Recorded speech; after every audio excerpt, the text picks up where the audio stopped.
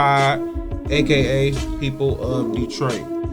We wanna put people on. You know what I'm saying? We wanna get the world to know more about Detroit. Well, what makes us different at the Pod is that we want to have real stories by real people and displaying real triumphs. At the end of the day, in Detroit, one thing we know how to do is hustle harder.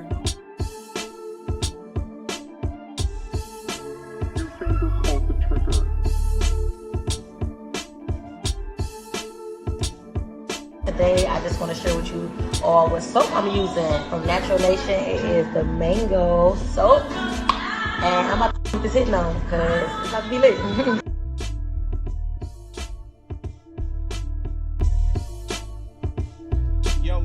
Yo, y'all already know what it is. It's your boy, Sir LA. And it's me, your girl, Dahlia. And y'all in here rocking with The Pod, aka the people of Detroit. Yes. And today, ladies and gentlemen, we got a very, very special guest in the building.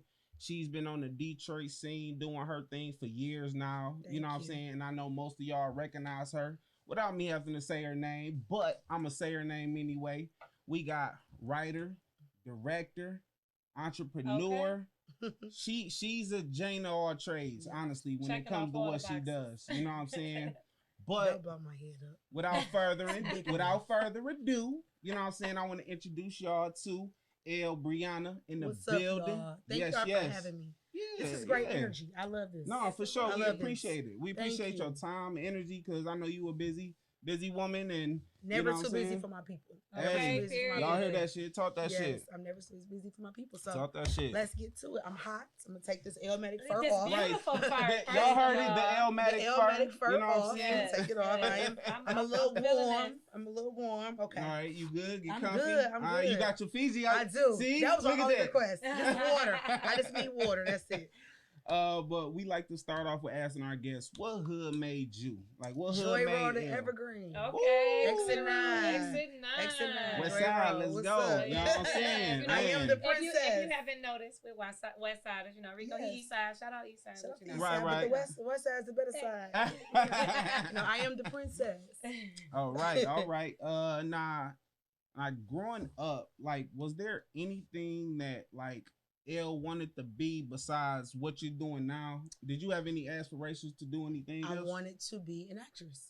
So literally, since day one. Since so many people do know that my grandparents did raise me.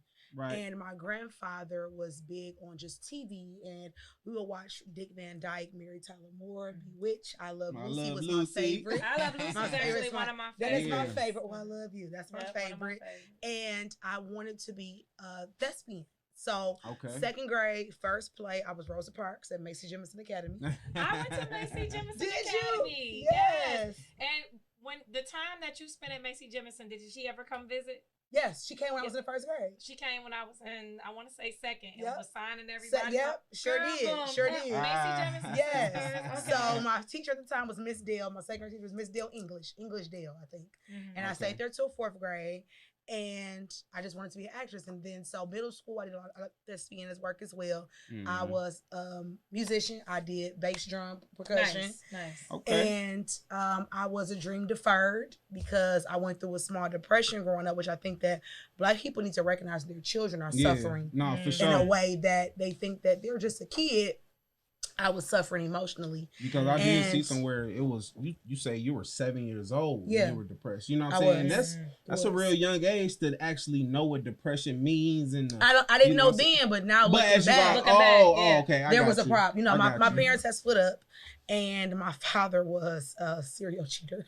And my mother was just tired, and I saw a lot of her being hurt. Right. By a person that she loved, and that he didn't have the capacity to love her which way she wanted to be loved. Right. And I think that happens a lot of times. You know, a person may love you, but there's not the way that you want to be loved. Right. And it was chaotic a little bit. They were very young, and I did suffer in that moment.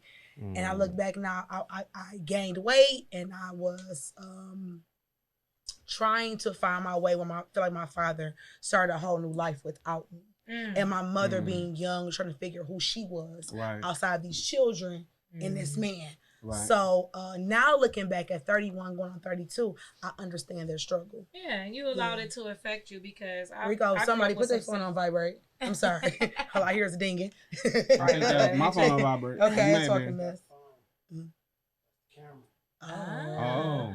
My bad. Oh, no, we edit. Okay, cool. Oh yeah, you good. Okay. Yeah, we take care of this.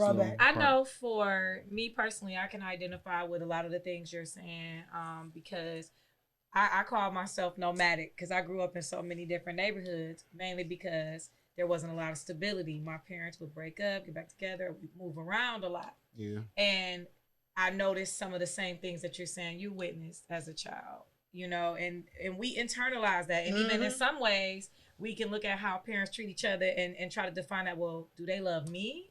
I'm a part of this, and what's going on? And you just on the outside. And then we replicate that. Absolutely. When the time we resented our parents before we become our parents. And a lot of us, we don't realize, you know, as parents, we got to make sure that we're not, you know, passing on trauma to our kids. It's like whenever we're going through something, the kids don't always have to see that, be a part of that. I think we're more conscious of that in today's society. Yes. Yeah, and I think that's primarily why I didn't have children young, why I'm still not a parent, because I didn't want to put my troubles onto my kids. Yeah, you know what I'm saying? Makes sense. And I also wanted to live my life fully for Elle, be everything that I wanted to be completely stable. I didn't grow up struggling, you know, financially. My parents did well for themselves.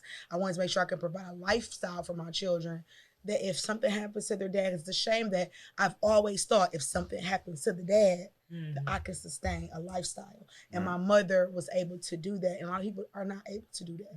Yeah. Yeah. That's that survival mentality. You was already ahead of it. Like, look, this is what it is. Yep. For sure. Yeah. Now, you know, growing up, I know you were talking about your parents did split. And I know your grandfather played a very pivotal role in your life, you know, as far as like who you are today, honestly.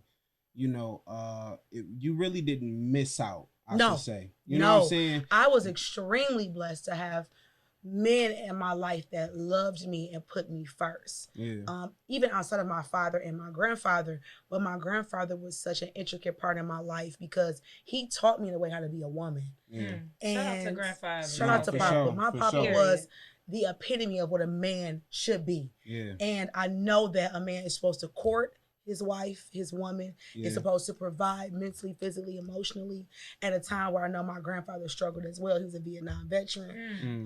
You know, he grew up in Jim Crow South. Yeah. And he struggled with depression functionally. And it wasn't until his latter years we realized that he had a problem. There were things going on with him internally. But I would never look at him any kind of way. My grandfather is everything I will hope to marry one day. Right. And my grandmother is everything a woman that I wish I could be. That's if I could be 1/4 of Renee Keithley, I have won. If I could marry 1/4 of who Robert James Keithley is, I have won. That's dope. Because they literally put us first. Okay. Yeah, I love for sure. I love it. And you know, did he give you the name Turkey Bird? Yes. Yes. Oh my God, you did great research. Yeah. Oh my goodness. Yes. This is good shit. My papa called me Turkey Bird. I was his Turkey Bird. Yes. Where did that nickname come from? Jive Turkey. So we would watch. So he hated Good Times because he felt like they stayed oppressed. So we would watch Sanford and Son together. And we love Lamont and Fred. And we you got an old soul, I swear. We love Lamont and Fred. We would laugh. And my grandfather always made me watch, like I said, all the old shows. He would come in and say, Pumpkin, let your papa watch something real quick. And we watching boxing classics or Sanford and Son, Gunsmoke or some shit. And I'm like, whatever. So I grew up on black and white television. That's why I think I love the art of film because I'm able to see outside the realm of color. Nice. My grandfather, I think he would look back to and be like, damn, I didn't know I did that for her.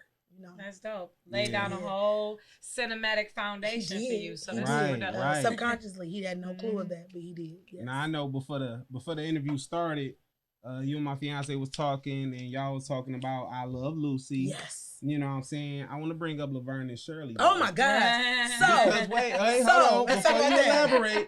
Before you elaborate, you know what I'm saying? Because I know that's your shit. Yes. Yes. Let's talk about, it was so much your shit that your mother knitted you sweaters Yes. with Elle. She found me sweater. a lady in her basement that knitted me Elle on my sweaters at Macy Jefferson Academy, 4th grade. And but it wasn't the big one. It was a little one, about this big probably. And I told Mama, so that's how spoiled I was. She was like, "You want an L on your sweater? You can have an L on your sweater." Nice. I loved Laverne and Shirley. So love Laverne and Shirley. Oh my goodness, you are good. Hey, I appreciate it. Yes. That's what we about. You know what I'm saying? The people of Detroit, we want to make sure that our guests are represented under the right light. All facts. You know what I'm saying? All facts, So little people- nigga. Shout out to Say B. Hey, y'all heard it. You know what I'm saying? So want to make sure that we just so the people out there, when they watch this, they can get a better story of you.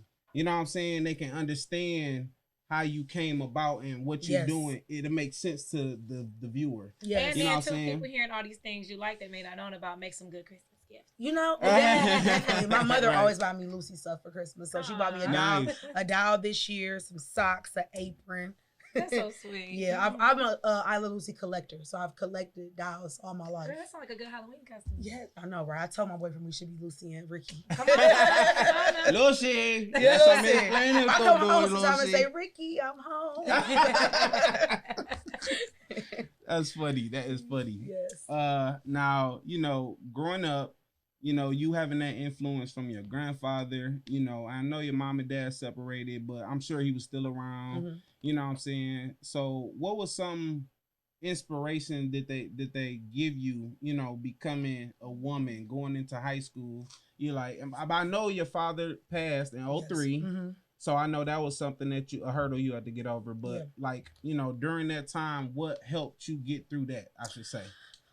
I didn't ever get through it during that time. Gotcha. It was I was depressed for a good 10 years of my life. My father has been dead now going on 20 years. There's no time limit on grief. Though. It's not, and I want people to it's know a that process. people say you should be over it, and no one's grief is greater than anyone else's, because losing someone is hard. I don't care where they are or where you are at in your lifetime, right? And think about, I was 12 years old. That's the time where I need my father the most. I'm going into You're in your becoming a impressionable woman. years. Exactly. Exactly. And my mother was definitely grieving, you know, very hard. Regardless, they weren't together. That was her first love. I mean, and they created life together and had experiences and that kind of stuff. You don't. And she had a guilt, and I wanted her to know, like, you didn't choose that life for him. He chose that life, you know. So going into high school, I wanted someone to love me really bad. I wanted to feel love from the opposite sex, and so I entered a relationship very young. And it was good when we were young, but I know that I put pressures onto him that he could never amount to, because we were children. And so it became volatile.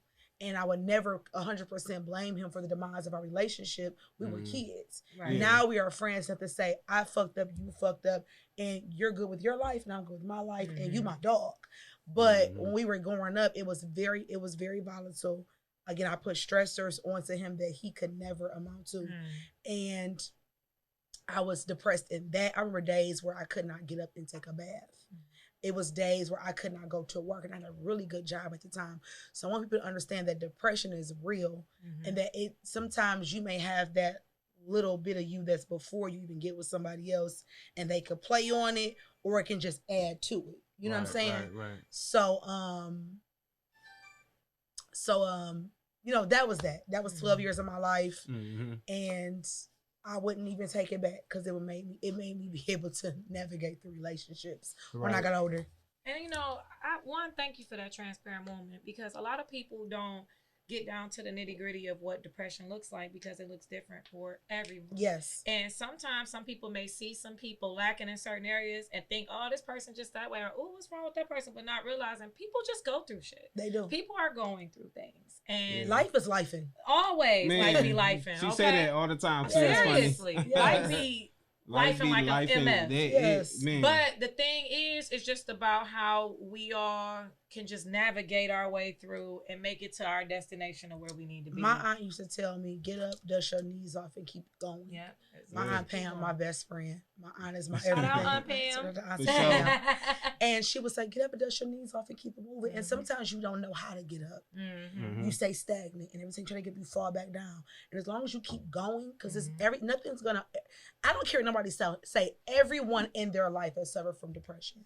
At some point, mild, severe, at some point. You have suffered from depression, stress, all that. And everybody. Yes, and we function well in dysfunction so much that we don't recognize the fact that your auntie that drink too much, your uncle that smoke crack on the weekends, the self-medication, your auntie that cuss everybody out because she just crazy. She ain't just crazy. Something is fucking wrong with her. And we need to talk about it and help her recognize what's going on without gaslighting her. Right.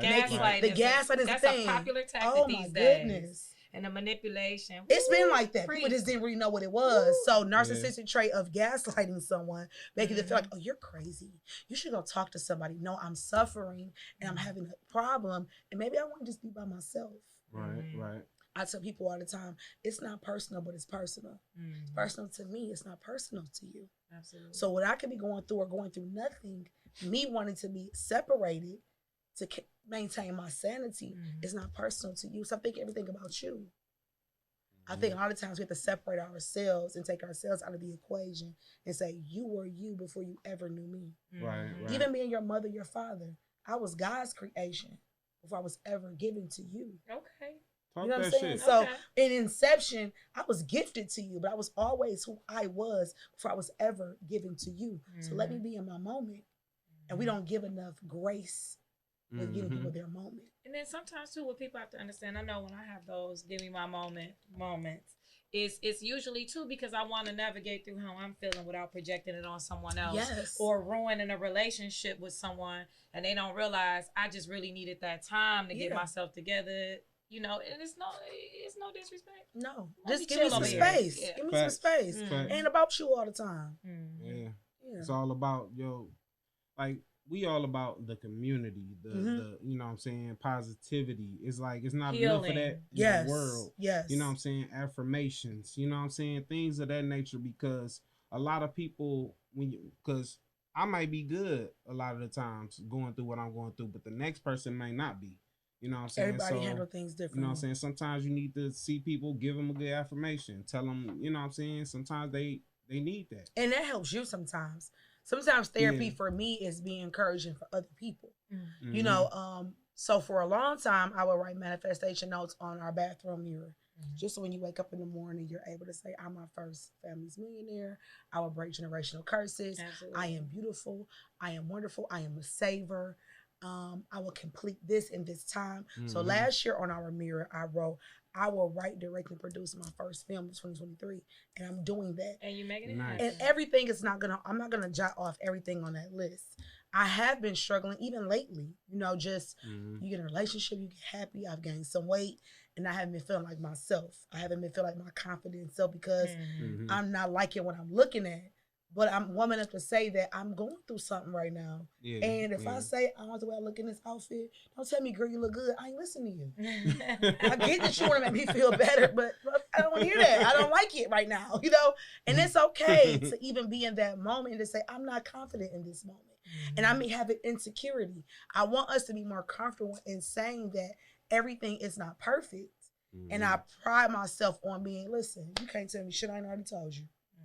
About myself. It is what it is. Yeah. I'm just like you. You're just like me. Don't put me in a pedestal I didn't ask to be on. Okay. I'm a human being. It sets some unrealistic expectations for you. Unrealistic expectations as well. Yep. And something I realized too, because I get that a lot in different ways because of what I was able to do to scale my business. And so I get a lot of people that'll come to me and expect certain things from me, expect me to say certain things and expect me to be a certain way. And it's like, you know, I go through stuff too. It's not all peaches. Just because I display the blessing, that don't mean it wasn't a trial to get there. Absolutely. And I think a lot of people see that, you know, and they'll even throw it in your face too. Like, oh, I thought it was all good. Like, you're not allowed to have a bad day. You're not allowed to not be confident. You're not allowed to. The devil will test you every single day. The more that you display your blessings, the more you're out loud with your blessings, the more the devil will seek to attack. So we're the ones that's going to attack even more than other people because we God body. Right. Absolutely. So more and more is that the devil's trying to attack me. It's me yelling in my house. You're not welcome in my house. You're not welcome in my mind. You're not welcome in my body. You're not welcome in my spirit.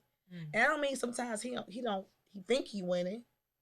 Or he think that the devil is there. Form, it don't prosper. It don't exactly. They're formed, but it won't prosper. Exactly.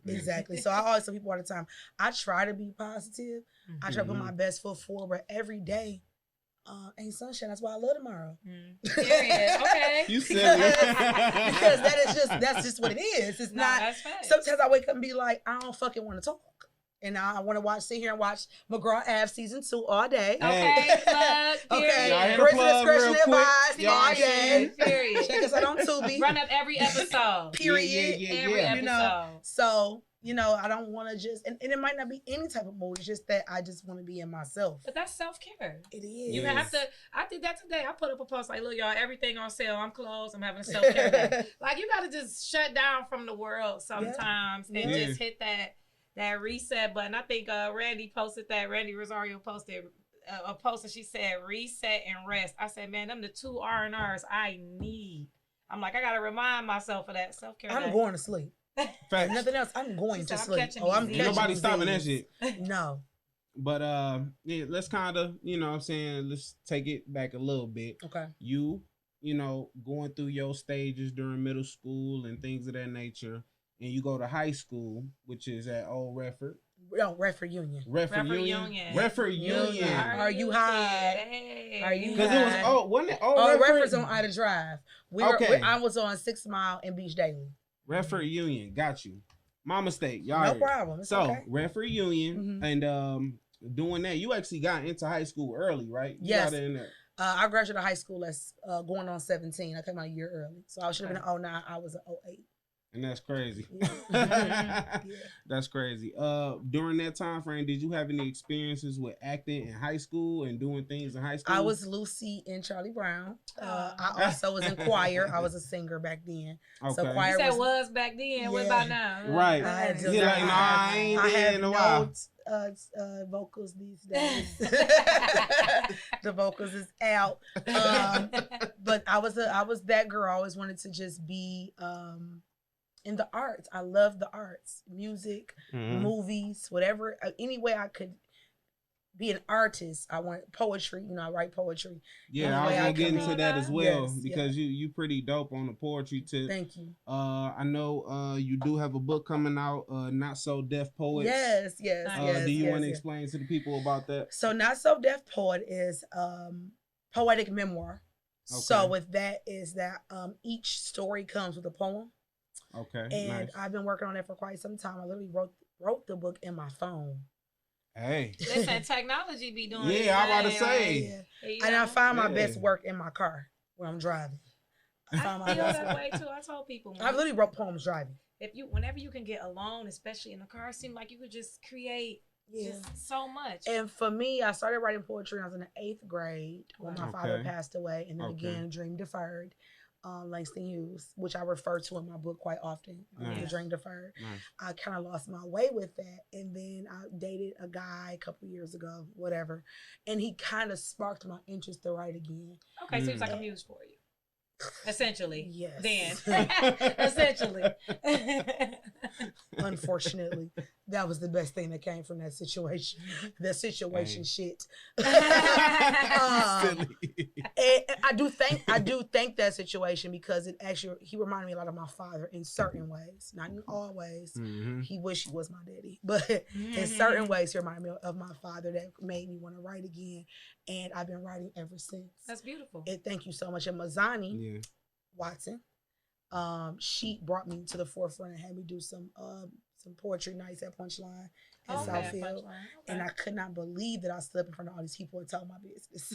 Because for me, poetry is so personal to me. It's hard for me to stand in front of a crowd and say, this is what it is. Yeah. So, I mean, it's different levels of poetry. You have the written, you have the spoken word performance pieces. So even if you decide that you don't want to go into that spoken realm world, just producing, the books, that still counts, publishing your poetry. Sure. You can still release and harvest your creativity without having to feel naked on Yeah. stage. Yeah. You know I definitely felt naked on stage, and I could not believe I did. And my mother came to one of my last ones, and she was like, I thought you were just the host.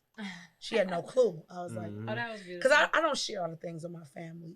Yeah. Because I don't feel like I'm understood a lot. So I just never really tell them a whole lot about who I really am or what I really possess. I think they don't really understand it because they think like she's just a crazy girl, like she's just into whatever. You know, mom was always like, she's the radical kid. So I'm like, whatever you know, whatever. But that book is that's looking weird. forward to it. I'm so excited about It's the book. two poems that I recently heard by you. I heard one, but I didn't necessarily write the name down. But She Is Beauty. Oh yeah, that one, and it's another one that it's about a guy, or it's the damn. I'm mad I didn't, and I heard it too, and I'm like, oh, I should write that down. Didn't write it down, but She Is Beauty. I heard that, beautiful. thank you. It was is like, the one where, do I mention Stevie Wonder in that one? Or is it I Wish I Met You in the 90s? not that one. Okay. It's a guy's That like, sound like I would like that one. It got like Guy and Ghetto or something. Guy in the Sweet Prince of the Ghetto. Sweet Prince of the Ghetto. I wrote that driving home from work from Comcast. Yes, and you did say you create while driving. Literally, I'm driving. Okay, I'm hitting 8 Mile, and the radio plays Lauryn Hill.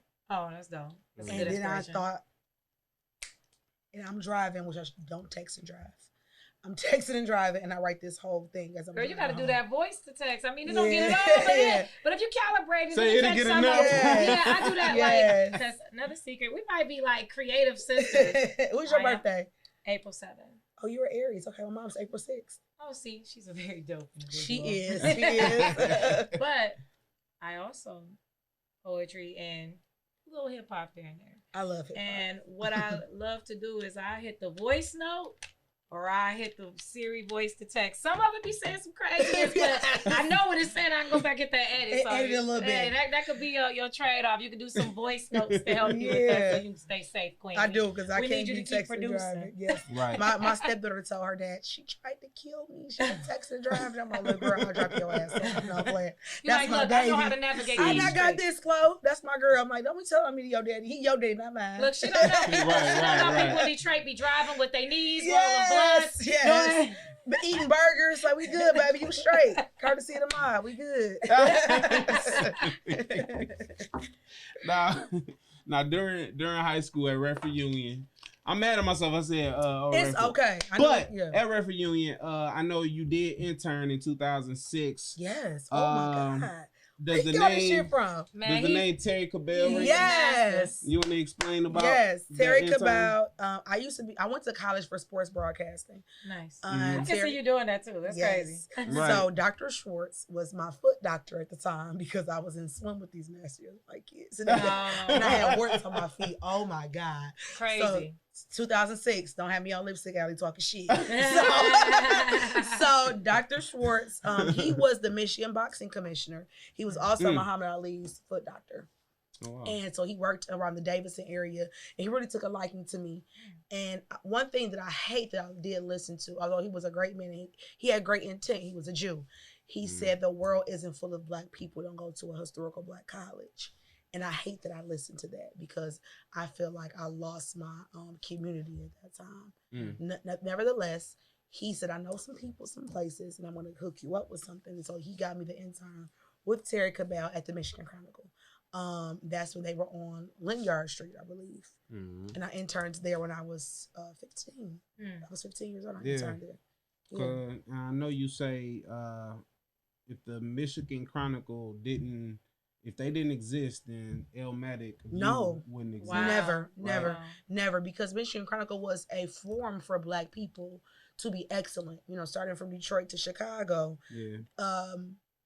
That was for us by us. Yeah. And I would have never actually, of course there were other places I could have probably interned at.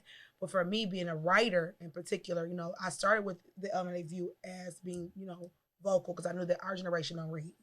So I knew what I had to do. But first and foremost, I'm a writer. and to be again one of the first Black newspapers in the country. That was huge. You know what I'm saying? So shout out to Michigan Chronicle. They're still going today. Still going. And they are for the people. They are for us, by us. Yeah, for sure. And I know you end up graduating in 2008. Yep. And you went to Wayne State and Oakland, correct? Yes, I did. So I went to I wanted to go to Hampton University, and my grandfather was like, "No, you're not leaving Michigan." You're like, you ain't leaving me. No, baby. He was very scared for me to leave the nest, and that was crippling. Extremely crippling. I encourage people to not to project your fears on your children. Facts. And I understand he wanted to protect me at all costs, but not allow me to leave that. He didn't realize he was hindering. He hindered me completely. He didn't realize it. Yeah. My cousin was at Clark. He just knew if you here, he could take care of. Exactly. If he can see you and do. I had the opportunity to go to China for 17 days under the Bush administration, and he told me they don't like Bush in China. You ain't gonna never come back, and he did not let me go. And I could just imagine because I know your granddad, he was 69 when he passed. Yes, right? he was. So I could tell that he had that back in the day. Yes, Jim Crow it's like, hey, you ain't going nowhere. Yeah, no. You know what I'm saying? Like, I was down south. Even if times had changed, even the slightest bit, a person that lived that real world experience, it's not a whole lot of trust. It's not a whole lot of wiggle room in there for It wasn't. And I know he had my best interest, but I stayed home, went to Oakland, and then I went to Wayne State. So I was supposed to leave Wayne State and go to Columbia in Chicago to finish my broadcast. It was a smaller college, but Columbia was a really good school for communications. Right. And depression got me. I never finished school. And now I look back and be like, damn, I gotta go back. But I do believe in divine order. You know, I believe that I am exactly where I'm supposed to be for a reason. But I do want to have my degree before I have children, just to be like, your mama did it. You know what? I'm going to tell you a great story. It took me 10 years to get my bachelor's. Because I started with no kids, then I got married young and had kids, and I was start and stop and all these different things. And I say this to say, when it's time and everything is aligned, like you said, divine order, and if that is still your goal, you can always finish. There's no age limit on it. It's that's why I feel what you're saying, because it's like, it took me 10 years, but eventually I did it when the right time came. Right now, you got a lot. Almost. I gotta go almost back. 3. I gotta go back. Good Almost job, 3, girl. But it's just right now it ain't the time for me to finish. That's okay. It's inspiring though to be a family woman. And that's why I say, and I bring that up just to say, you got some things going on right now that have your time, your attention, and your energy. And when you feel the time is necessary, you're gonna do that. So don't feel bad about it. It's gonna happen when it's supposed to. Yeah. I went to Tulsa, Oklahoma this past week with Forbes, The Culture. So Forbes, The Culture is a Black and brown organization through Forbes that are intended to be of activism and influence and help with the economy and all types of great things. I'm so very thankful for Rashad Lambert that brought me a part of their journey to wealth. And I had been feeling like I was in a dark place, like not necessarily like depressed, but like I felt dumbed down. Right. And I went on this 4-day excursion to Black Wall Street in Tulsa, Oklahoma. Nice. Greenwood, around like-minded people that I could learn from. And I feel so full and I feel so light and I feel so purposeful just to be around Black people that are influential in their own lane, no matter what they're doing. And our common goal is community and to be of influence and to thrive. And I felt like I met all these cousins for the first time and all these lifelong friends for the first time. And that was one of the best experiences of my life. That's dope. Yes, one of the best experiences of my life.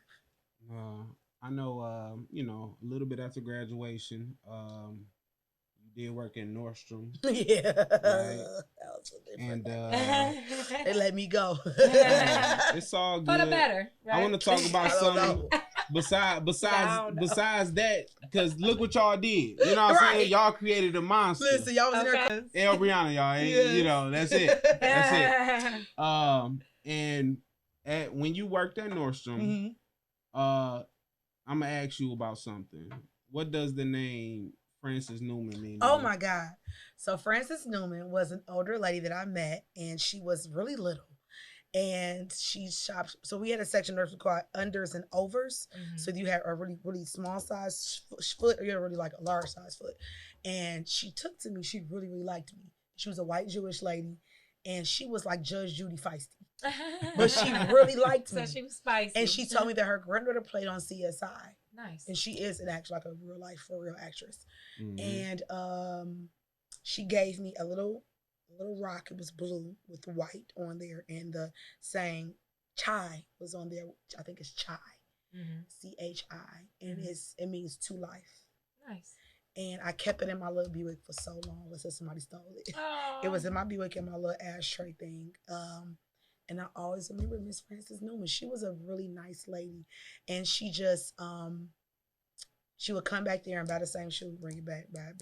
But she was a very nice little old lady. She was. So what does the number 18 mean in that situation with her? 18? I don't know. It was 18th year since your pops passed. When I met her? No. When you got the rock, when she gave you that wasn't 18 years. When I met Mrs. Newman, that was 9 years. It was when I met her with 18. I'm looking at it. I have an 11 on my ankle for my daddy. But when I met Mrs. Frances Newman, that was 2012. Okay. So that was 9 years since my dad had passed away. So no, I don't know. I don't know. Maybe I looked at what I was looking at wrong. That's okay. That's okay. You did a great job. You throwing stuff at me. You've been throwing stuff at me. Oh, and I wanted to say something because I don't know if he caught it.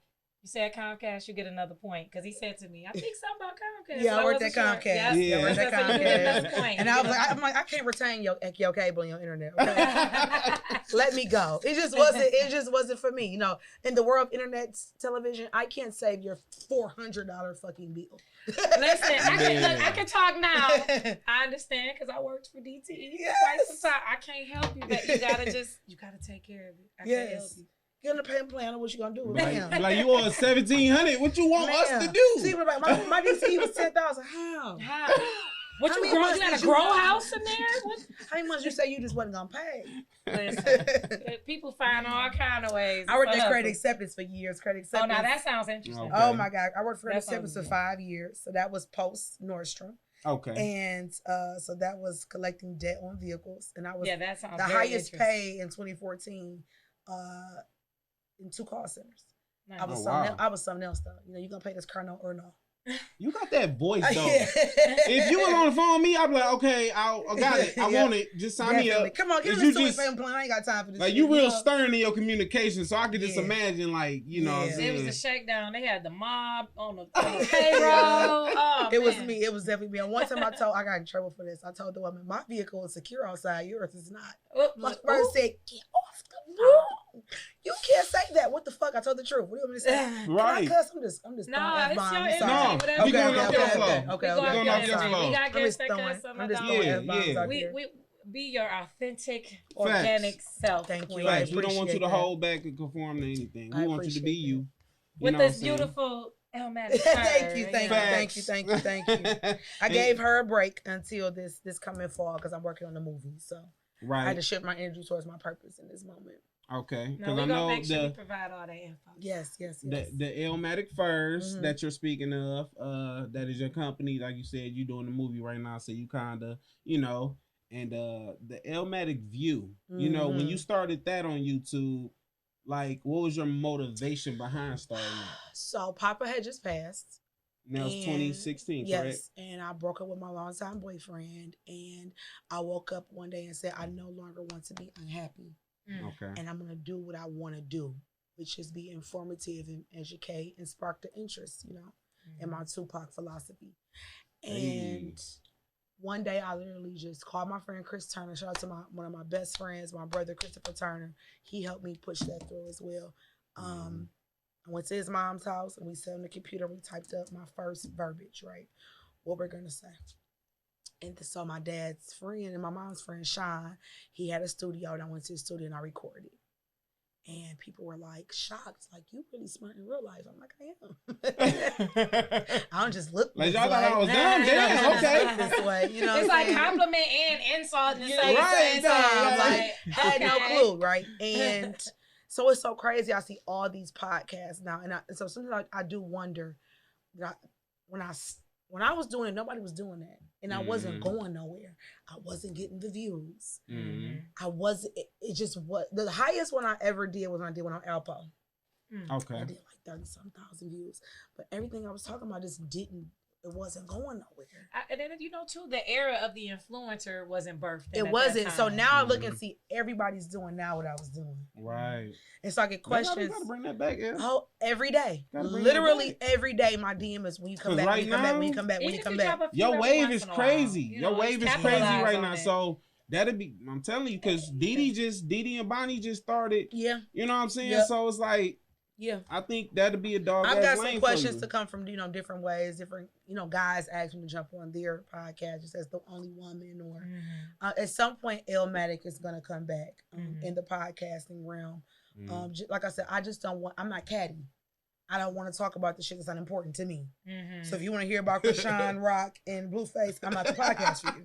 Yeah, and you know what? That is not important to me. That's why we lay our platform Yeah. the way we do. That's because why we focus on giving our Detroit flowers to people that are making moves and making an impact on the city. Creating opportunities. And doing that while people are here kicking and thriving. And actually giving substance, because everyone can have a podcast because you can talk and you have a following. If you don't actually have substance and actually giving people something that's informative to them and that can help them navigate through life, you're failing. I tell people all the time that your only purpose in this life is to be a servant of God and his children.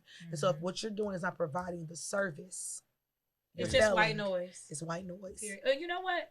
Oh, we mentioned that. Let's give you your flowers. Thank you. Yes. Here's your Detroit flowers. Smell those. Because, right now, I know we kind of doing things in certain orders. We touching on the beginnings of your life and how you've been doing things.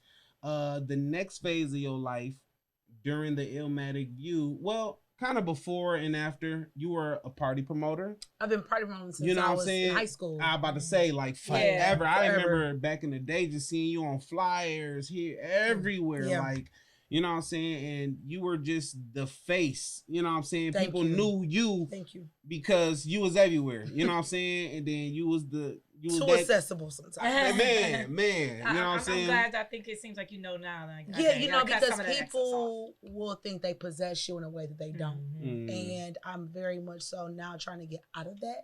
Right. And I think I know that my movie is going to take me out of that. No, it will. Nice. It will. We're going to speak that into the universe, into existence. It Absolutely. will. I receive it will that. do it everything. Definitely will do everything that that is my purpose-driven life.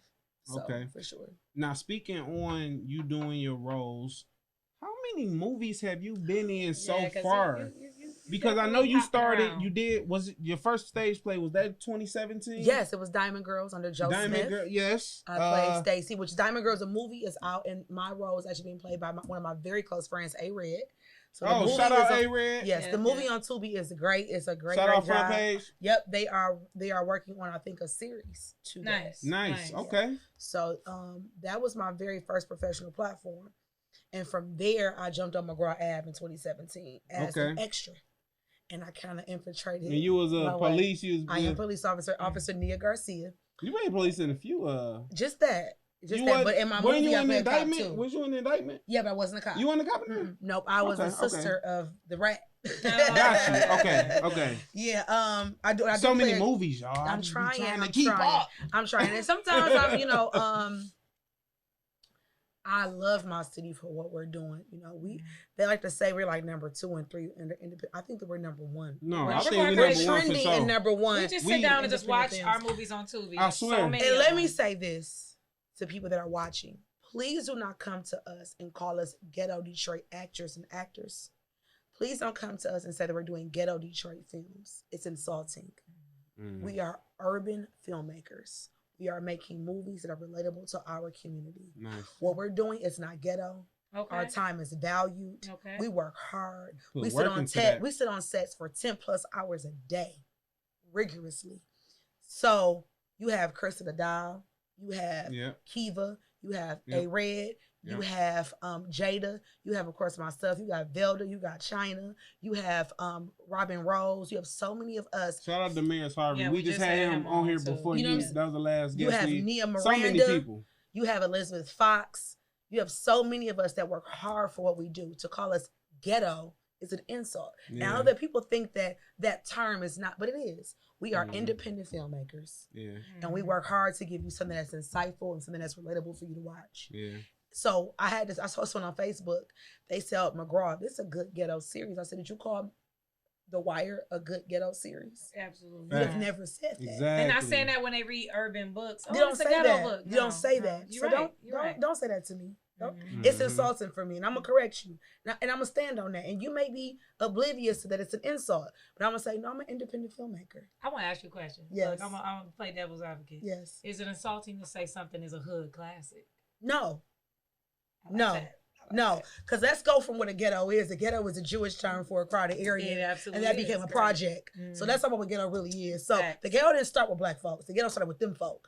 But we gonna talk about that. That's a discussion. Right. That's discussion. When we talk about them, they be coming for niggas. When we talk about I need black folk to understand that the verbiage that you're using wasn't even intended for us. So let's not do that to each other. But a hood classic is Friday, Menace to Society, Belly, Juice. There's so many of those movies that are hood classics that are like.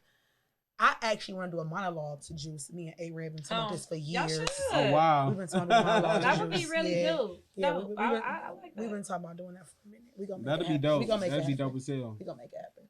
Man, from this point, how many movies? 9, including McGraw. So that'd be 9 movies in this, 8 movies in the series. In the series, okay. Yeah. So then, what's the one that you producing and being in? That'll be 10. Yes, so Street Justice is a movie that I have wrote. Street Justice. Yes, Street that Justice. I have written it in collaboration with Brenda Hampton, who's amazing. Shout out Brenda Hampton. I came to Brenda Hampton and said, I have this idea. This is my start, my beginning, my middle, and my finish. And this is what I want to transpire. So we worked together to create this film. Shout out to Dennis Reed and Sonia Miller. Shout out Homestead. Who has always believed in Elmatic where Elmatic didn't believe in herself and gave me this platform to be a creative. And shout out to my man. Who also believed in me enough to say this is what we're gonna do for us. Really for you. Literally, he said this is for you. I say for us, he was like, this is your thing. Yeah. So Street Justice is about 2 sisters that work in DPD as detectives that are trying to solve unsolved murders. What the people on the staff doesn't know is that the murder is their father's. So that's it. I ain't gonna tell y'all much. But I have a sick cast, and I worked really hard to put a cast together of talented people. Can you name drop one of them? Maybe. Exclusive. Payroll. Okay. Hydro. Okay. China. I'm gonna throw some out there. Shout out China. Okay. Rose Spit. Okay. Of course, A Red. She plays my sister. Oh yeah, this is gonna be dope. She plays my sister, Nia Mohammed. So we also Muslims. So nice. It's I wanted to write something that it sounds a little familiar. Really think so? I only say that because I know you have a little sister Blair out here, and she going crazy. Yeah, she going crazy doing her thing. Yeah, and your pops passed away. Yeah, so in that way, is it inspired? So just the plot and the storyline. Let's be clear, it is not based on. I know it's not the same, but it's just the similarities. By. I want people to say it's inspired by. Right. So that is very true. I was just pointing out the similarities. I know it's gonna be different. And it's like conspiracy theories. He'll be looking at stuff like, wait, this was serious. Yeah, and I want people to think. Yeah. And this is just one of many. I'm already writing my second one. Nice. So this is just one of many. Okay, my truth, I want to be behind the scenes. I want to be the writer, the director, the producer. And I told Angel, we talked on the phone yesterday, and I was like, y'all gonna hate me on set. Because y'all think Dennis is a stickler. You want to be like, that's some bullshit. Run it back. That's gonna be me because my name was on the line, my reputation was on the line, and it's your baby. This is my child. This is my child. Thanks. So I did not. I held a casting. So I want to say over like there's 600 people probably came. Very dope. Close to. That's 25 and 6 people came out too. Dope. It wasn't just for me. Let's not go there. It was for Homestead completely. What we were doing in Homestead as a family. Because Homestead within this way, we are a family. Yeah. I wanted to make sure that I casted talented people.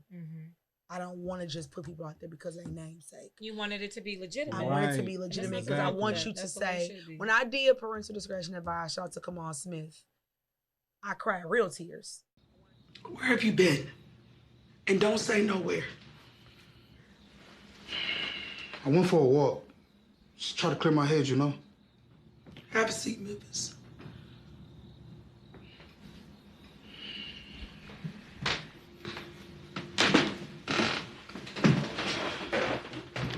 Now, I want to apologize to the company that I keep. As much as you don't like it, I'm the adult and I hold authority in this house. Now, I've known him for a long time. I've known him since high school. We've just always remained friends. Look, y'all was more than just friends to me. Don't. Because apparently I'm the only person in this house holding secrets. Now, I'm going to ask you one time. Memphis, you better not lie to me. Are you dealing drugs? I wanted to show my real talent. I didn't want no fake to say, Okay, come on. thespian. Literally, I told them, Right. give me 20 minutes. Let me get in my bag. I went in the bathroom by myself, sat in the toilet, and listened to Ballet for the Fallen Soldiers by Jay-Z. Talk about my daddy, and I came out in tears. And let's shoot this scene. I didn't want anybody just because you got a good name, you got a nice body. No. Because talent is beyond name. Yeah. So I wanted people that are really good at what they do.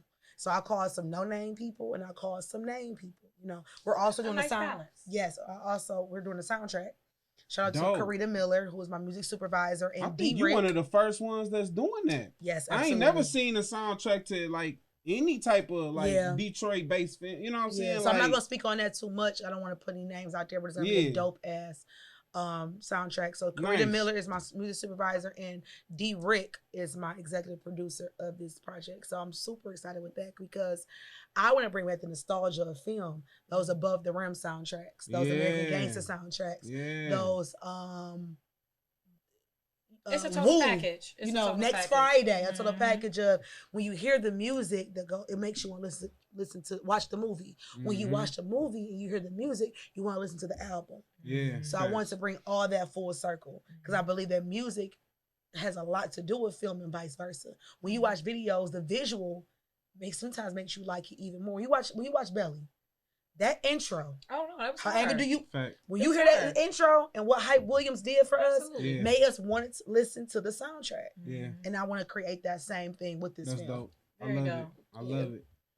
Now, as far as working on street justice, Yes. because I know that's gonna be a process. Yes, we you film know in what I'm June. saying?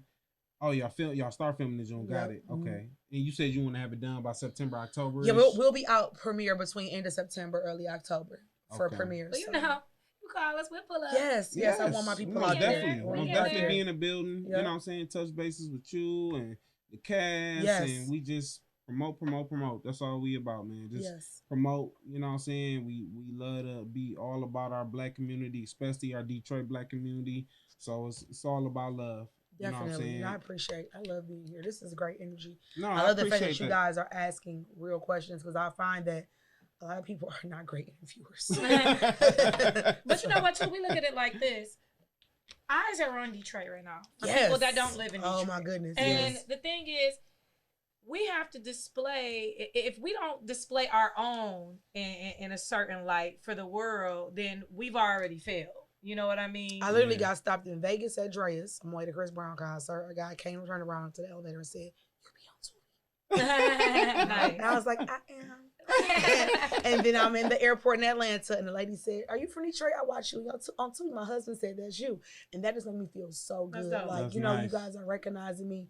Yeah. I ain't nobody, but I'm just trying to make a difference, right? So, like I said, that's why with me having this platform, the first movie I'm doing is gonna be like surface based. I'm not gonna be funny. Y'all all gonna watch it. But I want to get into the deep shit moving forward, into those uncomfortable stories that Black people say, "Oh, you too have gone through that." So I think that a lot of times we think it's only us. So I want to tell those uncomfortable stories moving forward. Okay. I'm here for it. Yeah, I'm here yeah. for it. Thank you. Every time I be turning on some shit and I be like, that's damn, okay. like you got some nice roles in quite a bit of movies. Thank you. What is one of your favorite parts as far as shooting roles and shooting scenes? Do you have any favorite moments? McGraw. I mean, I'm sorry. I love McGraw too. McGraw is amazing. I just text T Moolah Films to say I need you to expand my role. But parental discretion advised has been by far my favorite role because I'm not a mother. I didn't grow up with a brother. My brothers grew up in another household, and I don't know how it feels to be a Black mom raising a Black son. Right? I only aspire to do that. And for Kamal to come to me and say, "I think I wrote this with you in mind," was for one. Felt good, you know. Right, and it's a new challenge. That's dope. Definitely was a challenge, and to be a point, you know, such a dramatic scene, such a dramatic role, and I had to cry, and then even to look back and self-assess the character, and I say, Fawn did the best she could, but she failed her son, and I want people to know that I don't play in movies every time I agree with the character. You know, I don't. That's not what I'm here for. But I understand the character exactly. So I understood why she did the things that she did, although I didn't agree with them. And I think that's even more the reason why I was able to conquer that role as Fawn in Parental Discretion Advised. And that by far has been my favorite role. Nice. Because it took me out of the big butt, light skin, neck rolling. You know, it took me out of that. You didn't see that. When you saw that, you saw a mom that was trying to help her Black son be a better man with limited resources. And I think that so many women are like that. And so many women take their emotions, do with these daddies, and project it on their kids. And they fail their children every single time. So it's so many Fawns and there's so many Memphises out there in this world. And I want so many people to watch that and say, I want to do better. And I said that she didn't purposely fail Memphis. She was emotional, and that's what failed Memphis, and that's why she lost her son. And I can't wait to Kamal releases the behind the scene interviews of that, because that was deep too. I literally cried. I was crying in rehearsals filming that. I was crying in rehearsals filming that because I felt it. So it's like when people really look at you in that role, they're seeing some raw. Yes. Raw. That's real method acting. That was real method acting. Yeah. Method acting is real. You have people like Eddie Kane that never came out of Eddie Kane because he's a for real method actor. You have people like the guy who played the Joker. I can't think his name. Heath Ledger. Heath Ledger. He was a real method actor, and it was a dark place for him. Elliot Stabler, who played on Law and Order, he's a real method actor. You take that shit home with you. So I was calling my aunt. She's a mother of 2 sons. You know, having certain conversations, and I never told them what the story was about because we signed an NDA. And afterwards, she was like, "You wasn't supposed to put Memphis out." Also, another favorite role of mine is He Said, She Said. That put me on the map. I love that movie. That put me on the map. I wasn't shit, but that put me on the map. That put me on the map for sure. Yeah. We watched that not too long ago. We did. I want to ask you a question. What is, if somebody came to you and asked you to sum it up, I want to know, what's your favorite part about being from Detroit? What would you say proud? The culture. I mean, nobody, you know us when you walk in the room. You know, stink meat. You know, we wearing buffs, we got furs, we're loud. We are unapologetic.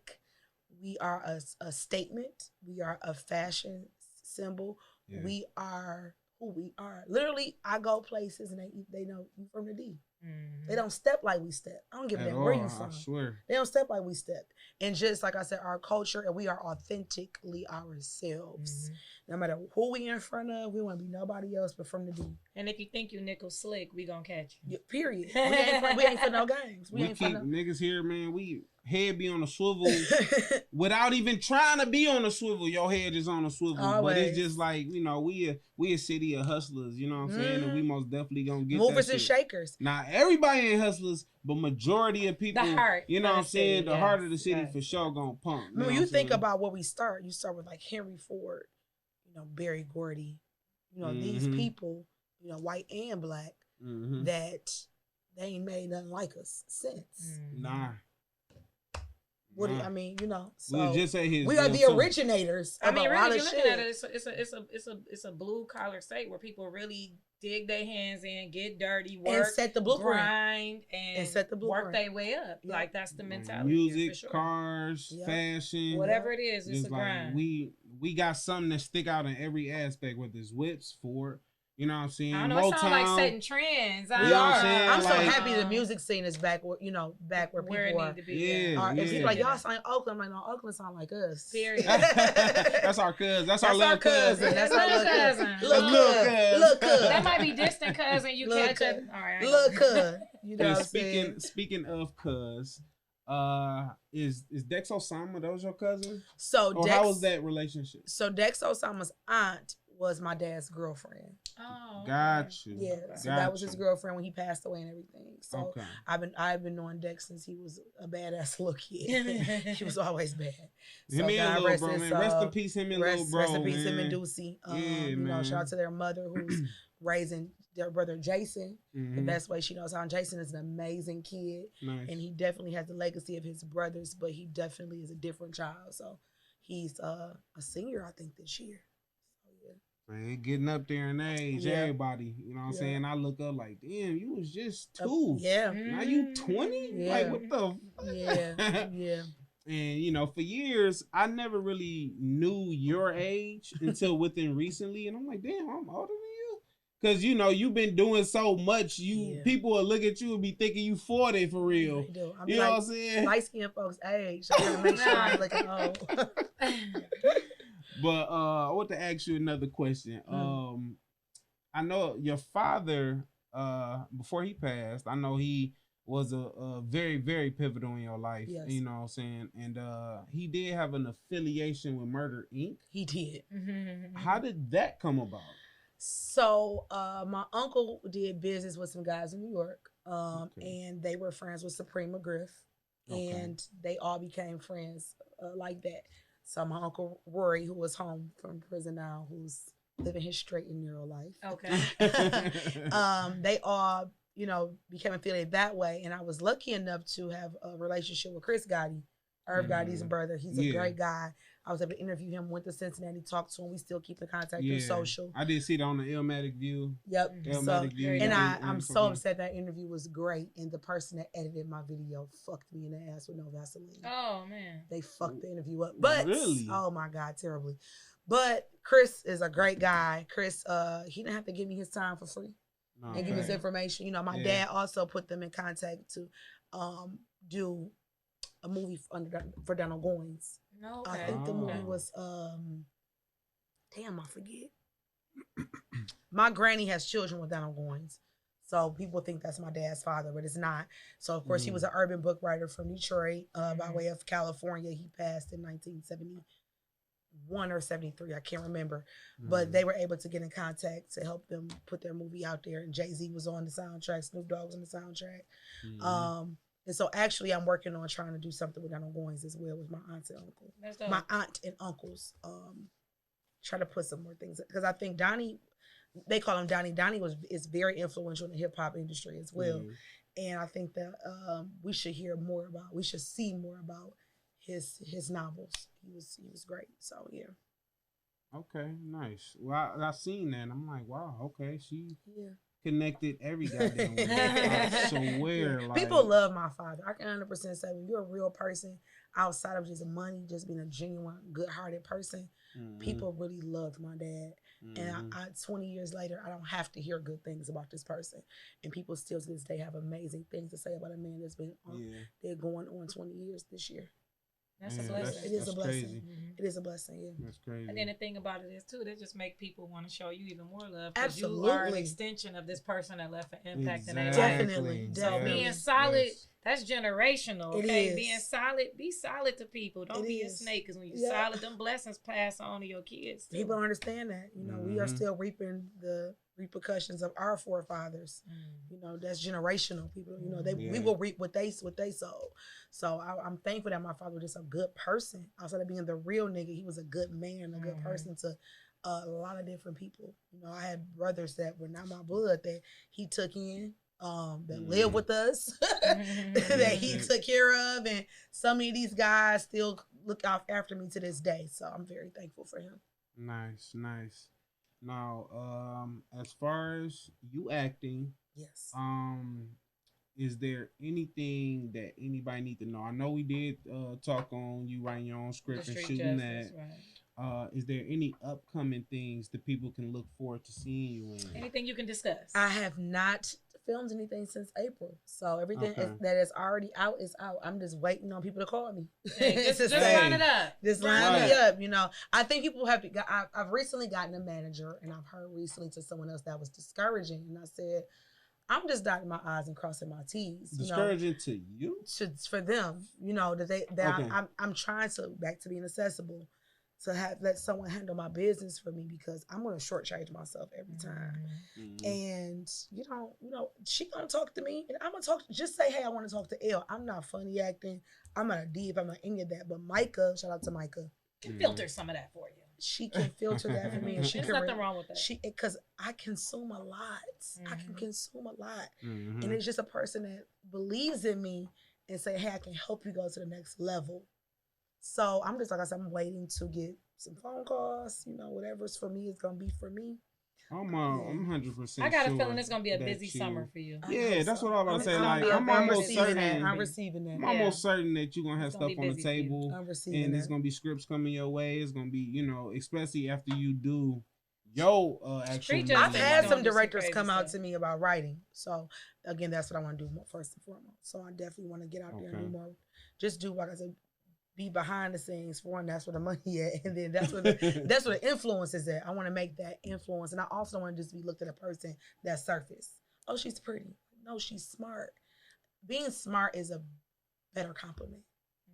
You know, seeing me for who I am intellectually is a greater compliment than anything else to me. I want you to look at me and say, she's bright. You want to be recognized as being multifaceted, and Exactly. there's nothing wrong with that. Yeah, exactly. Because one day I ain't gonna look like this.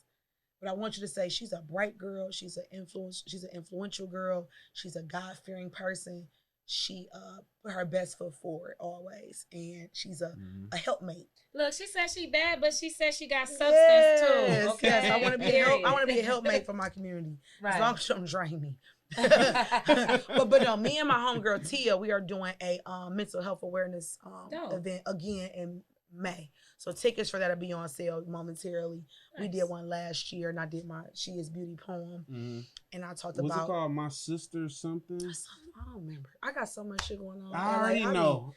Man, be going. I already know. Sometimes I forget, but that's going to be coming up, I think, May 21st is what we're shooting towards. So keep on the lookout. Okay, absolutely. Nice. Absolutely. We definitely stay locked in and following whatever you're doing. And you know, if our schedules align, we always ready to come through. I'm doing my annual birthday too this year, so y'all gotta come through for that. When's your birthday? Nice. My birthday is May 2nd, but I do it at the end of April every time. So I'm doing a players ball this year. Okay.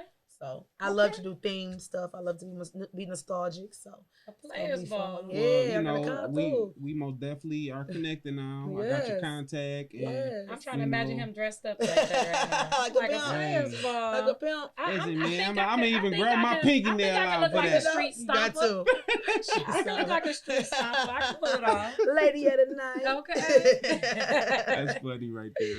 But you know, again, you know, Miss LP, aka Miss Curator of Vibes, aka Miss Illmatic View, aka Do It All. You know what I'm saying? Like, you do so much. We want to tip my hat to you. I appreciate it. And you know, I'm so glad that you're able to come and give us your time on our platform. You know, we try dope organic vibes. Yeah, thank you so much. This was great. We try to make each guest, like I usually say it before we start, but we usually try to tell the guests, we try to make this your best interview. Like, I don't care who you talk to before this. We're going to try to stand out, and we're going to try to be the most different interview you ever had. You know what I'm saying? Interviewers take notes. This was great to come and you guys know what you're talking about. And you're asking questions that I'm taking it back from. because a lot of times people come and they don't know shit about you. They're like, yeah, so tell me about yourself. Yes, I know, right? That's like when people like you in the actual job. That's like when the bill collectors call and say, "Can you verify your first and last name?" No, you should know who you call. No, you call me. You tell me. I know exactly who I am. I'm not admitting that. I ain't admitting that. Well, can you verify your last four of your social? No. Period. You looking at it? What No, you mean? exactly. You tell me. That's Oh, it. man. That's it. But you know, again, Elle, we greatly Thank appreciate y'all your so time much. and energy. You know what I'm saying? You are welcome back whenever the time when presents Street itself. Justice is done, we gonna come back. We gonna talk about the movie. Hey, got we're you. here gonna do that. We Go gonna come ahead, back. for sure. Yeah, I'm It woman sounds of my like a word. plan. It's Sound on. like a plan. Thank y'all And for having me. whenever the red carpet is too. Oh, Whenever for the sure. premiere, you know, whatever. We gonna come out. We gonna come out like some steppers. Yes, y'all should. Yeah. Yes, y'all should. We gonna represent, you know what I'm saying, on the love all day. You know what I'm saying? So everybody out there in TV land, YouTube world, y'all already know what it is. In the meantime, in between time, it's your boy, Sir LA. And it's me, your girl, Dahlia. And we appreciate y'all for rocking with the pod, aka the people of Detroit. Yes. Shout out Elle The Breaunna fact in that the they do that building. in unison together is really big. Like, it's really good that y'all able to do that, like 1, 2, 3 count. That's some good shit. Hey, it just hit a year since we've been doing this, so I think Y'all got it. we flowing, like, Y'all you know what I'm got it. saying? We try to We make it. flowing. got But it. like I said, we appreciate you. Thank you for having me. We Elle in the building. Yes. West side, y'all already know. This was great. Thank y'all. The voice of the people of Detroit, natural nation, what it is, boo baby, she handle biz, and I'ma handle mine, and we both gon' shine. And you know I got Patron, you could toast with the wine. Come back outside. Back like I never